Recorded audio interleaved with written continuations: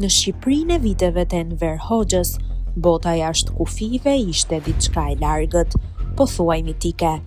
Vendin e kishte mbështjellë një heshtje e rënd izolimi, ku gjithçka e huaj shihej me dyshim dhe frikë. Për të rriturit, ky ishte një realitet politik i ashpër. Për fëmijët ishte një mister i pashpjegueshëm. Në veriun e vendit, pranë lumejve që vinin nga Jugoslavia, ndodhte diçka e pazakontë. Në ujë shfaqeshin her pas here shishe qelqi, shishe Coca-Cola.